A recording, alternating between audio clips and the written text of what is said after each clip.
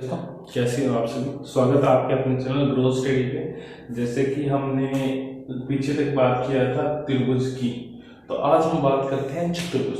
चतुर्भुज होता क्या है पहले ये समझते हैं। तो कोई भी चार रेखाओं से घिरी हुई कोई भी चार रेखाएं, मान लो ये कैसी भी चार रेखाएं मान लो, उनसे घिरी हुई आकृति को चतुर्भुज कहते हैं। ठीक है, उसके अलावा बात करते हैं तो चतुर्भुज के चारों कोणों का योग। जैसे ये हमने चतुर्भुज बना दिया, ठीक है, इसे ए बी सी डी, ठीक है, ये हमने चतुर्भुज बना दिया। ठीक है, तो चतुर्भुज के चारों कोणों का योग कितना होता है? 360 डिग्री होता है। ठीक है, तो चतुर्भुज के कोण ए प्लस कोण बी प्लस कोण सी प्लस कोण डी बराबर 360 डिग्री। ठीक है, ठीक है। हाँ, इससे रिलेटेड कभी एग्जाम में क्वेश्चन नहीं आता, लेकिन कभी कभी बन जाता है। तीन कोण दे देते हैं, पूछ लेते हैं, तीन कोण दे देते हैं, पूछ लेते हैं। ठीक है, ठीक है, ये तो होगी चतुर्भुज की बात है। अब चतुर्भुज की कुछ टाइप होते हैं, जैसे कि हम बात करते हैं, सबसे पहले बात करते हैं वर्ग। चतुर्भुज के टाइप होते हैं वर्ग, आय समांतर चतुर्भुज, समचतुर्भुज, समलंब चतुर्भुज, पतन और चक्रीय चतुर्भुज। आप इनके नाम से ही समझ जाओगे, रटने की जरूरत नहीं है, हम इसे नाम से याद कर लेंगे। सबसे पहले बात करते हैं नंबर 1 की, वर्ग की बात करते हैं। ठीक है,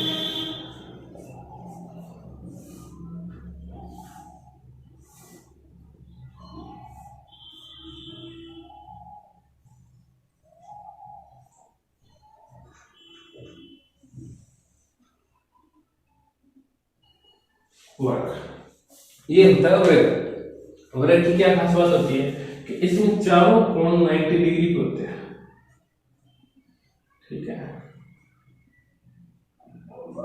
हम देते हैं ए बी सी डी, इसके चारों कोण 90 डिग्री होते हैं। तो कोण ए बराबर कोण बी बराबर कोण सी बराबर कोण डी बराबर 90 डिग्री। ठीक है, इसके साथ बात करते हैं इसकी चारों भुजाएं, ए बी बराबर बी सी बराबर सी डी बराबर डी ए।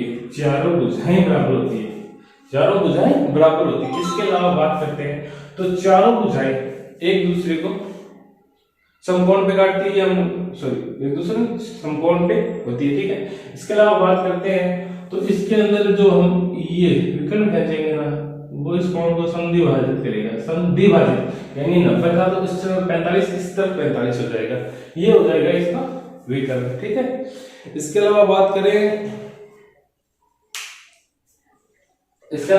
हैं तो जब इसकी चारों भुजाएं बराबर है तो इसके दोनों विकर्ण भी बराबर होंगे। आप ये विकर्ण ले लो, ये विकर्ण ले लो, दोनों बराबर होंगे। इसके अलावा दोनों विकर्ण परस्पर एक दूसरे को समद्विभाजित करेंगे, मतलब एक विकर्ण हमने ये खींच दिया।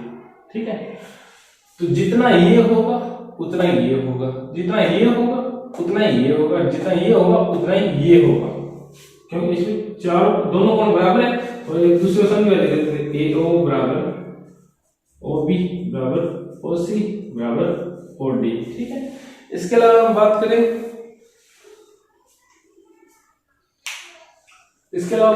तो ये कोण है ना, एक मतलब विकर्ण एक दूसरे को 90 डिग्री में काटेंगे, ये हुआ 90 डिग्री। ठीक, अब इसके कुछ फॉर्मूले की बात कर लेते हैं। तो सबसे पहले बात करते हैं इसके क्षेत्रफल की।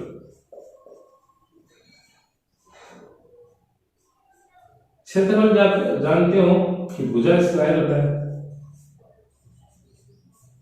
भुजा स्क्वायर, ये वाली भुजा अपनी चारों बराबर होती है तो इसका भुजा स्क्वायर इसका क्षेत्रफल हो जाएगा। इसके अलावा बात करते हैं तो परिमाप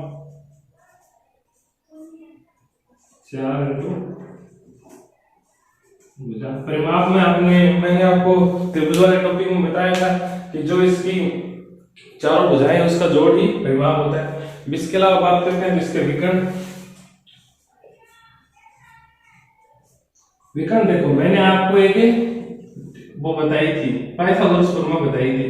चलो आज इसके को यूज करके इसका विकर्ण निकालने की कोशिश करते हैं। हमने माना ये भुजा ए, ये भुजा ए, ये दोनों भुजा ए होगी। ठीक है, तो इसमें बात करते हैं तो जब ये कोण 90 डिग्री होगा तो ये होगा एक समकोण त्रिभुज। तो त्रिभुज ए बी सी में कर्ण AC² बराबर AB square plus BC square, ठीक है। इस स्क्वायर बराबर करना होगा तो AB कितना हो गया, A हो गया, जब सारी हो जाए बराबर तो ये भी A स्क्वायर, ठीक है। तो ये कितना आ जाएगा 2A स्क्वायर, और जब AC स्क्वायर हटाते हैं तो A रूट 2, ये इसका विकर्ण होता है। तो विकर्ण क्या हो गया रूट 2 इंटू भुजा, ठीक है। इसके अलावा बात करते हैं तो इनमें दो अंतर्वृत्त की त्रिज्या और परिवृत्त की त्रिज्या पूछी जाती है।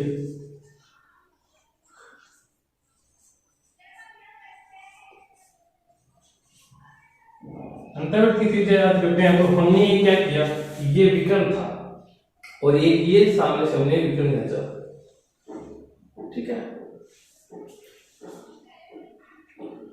तो हम क्या करते हैं, ये दोनों विकर्ण जिस पॉइंट पे काटते हैं उसको ये त्रिज्या मान के एक वृत्त खींचते हैं ऐसे, ठीक है।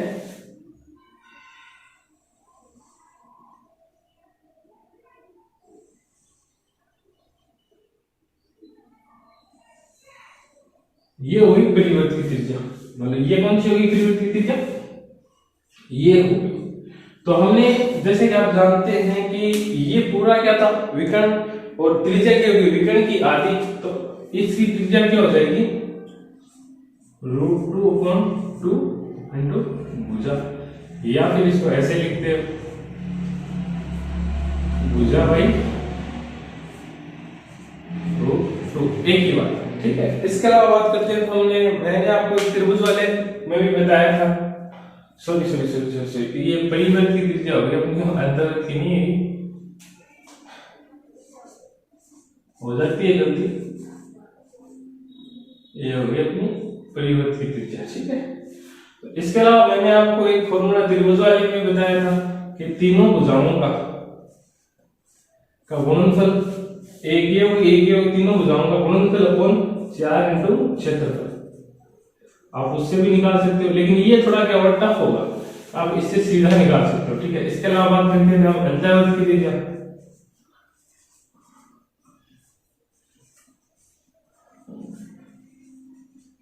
अंतर्वृत्त की त्रिज्या में जानते हो कि हम जो अंतर्वृत्त खींचेंगे ना वो इसके चारों कोणों को डिवाइड अंदर काटेगा,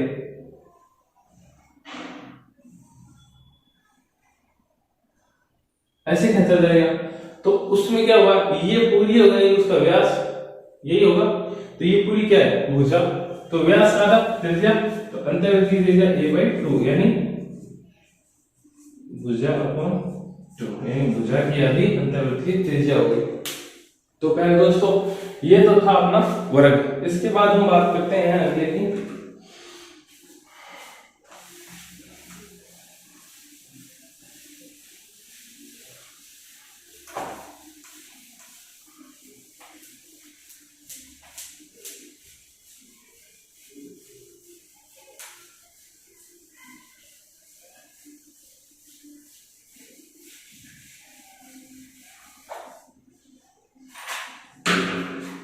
अपना वर्ग हो गया। इसके बाद हम बात करते हैं आयत की।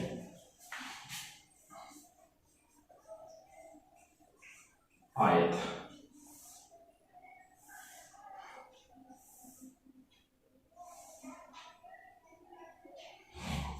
इसको देख के आपको कुछ फर्क लगा क्या वर्ग और आयत में? हाँ मैं बताता हूँ। वर्ग की हमने जानी थी किसी चारों भुजाएं बराबर होती है, और आयत में क्या होता है इसकी दो दो भुजाएं बराबर होती है, मतलब ये भुजा L है और ये इसकी B है, तो ये भी L होगी और ये भी B होगी।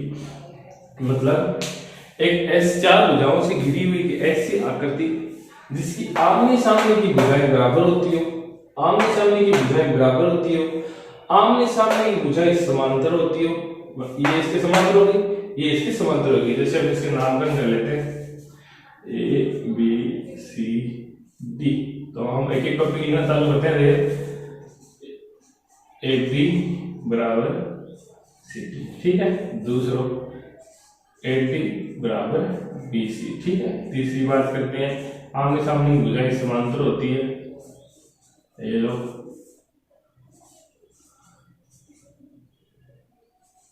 ठीक है। इसके अलावा बात करते हैं तो इसमें भी चारों कोण 90 डिग्री के होते हैं।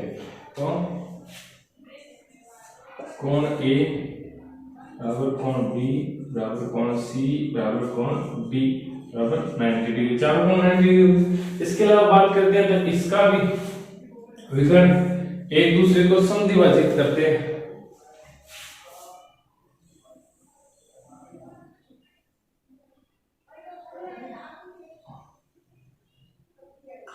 इसके विकर्ण भी एक दूसरे को समद्विभाजित करते हैं और एक दूसरे बराबर होते हैं। तो ओ ए बराबर ओ बी बराबर ओ सी बराबर ओ डी, ठीक है। और ये समकोण पे काटते हैं।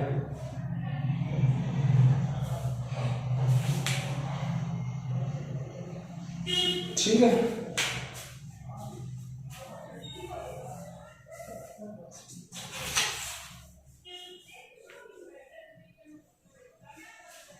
सॉरी समकोण पे नहीं काटती लेकिन ये एक दूसरे में बराबर होते हैं। ठीक है, इसके अलावा बात करते हैं तो हम इसका क्षेत्रफल की बात कर लेते हैं। क्षेत्रफल होता है L इंटू बी, लंबाई गुणा चौड़ाई। ठीक, और परिमाप बात करें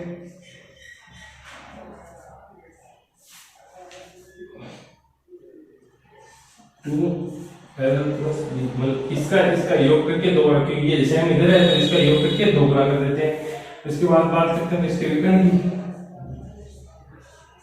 वही पाइथागोरस प्रमेय से root L square plus B square. ठीक है, समझ गए आप। इसके बाद बात करते हैं अंतर्वृत्त की त्रिज्या। तो हम इस पॉइंट को मान के खींचेंगे, वो तो हो जाएगा अंतर्वृत्त, मतलब ये पूरा विकर्ण हो गया। इससे इन चारों को मान के खींचेंगे, वो तो होगा सॉरी परिवृत्त। तो इसका आधा क्या होगा, परिवृत्त की त्रिज्या और भुजा। अब वो डिपेंड करेगा हमको कौन सी भुजा पे दी गई, तो वो अलग अलग हो जाएगा। ठीक है, तो हमने आयत भी पढ़ लिया। इसके बाद हम बात करते हैं समांतर चतुर्भुज।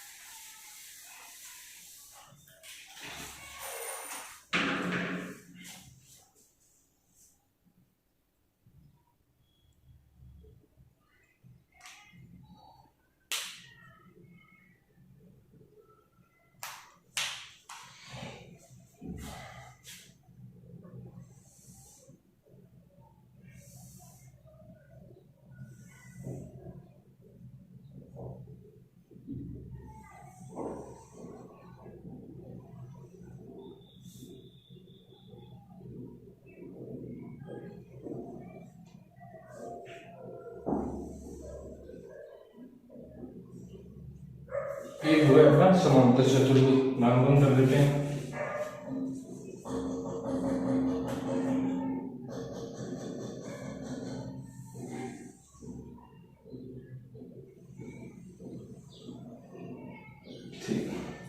चार समांतर चतुर्भुज क्या होगा, चार आकृतियों से घिरी हुई ऐसी आकृति जिसकी आमने सामने समांतर, अर्थात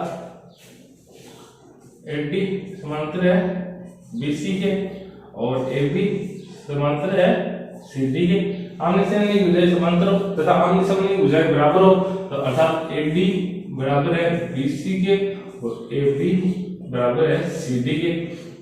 इसके अलावा बात करते हैं तो कर्ण एक दूसरे को समद्विभाजित करते हैं, मतलब AO जितना है उतना ही AC है। ठीक है, और OB जितना है उतना ही OD है।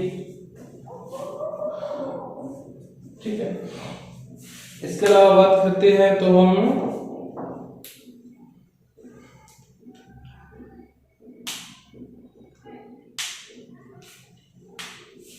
इसके अलावा बात करते हैं तो इसके क्षेत्रफल सॉरी परिमाप क्या होता है, 2 इंटू आसन भुजाओं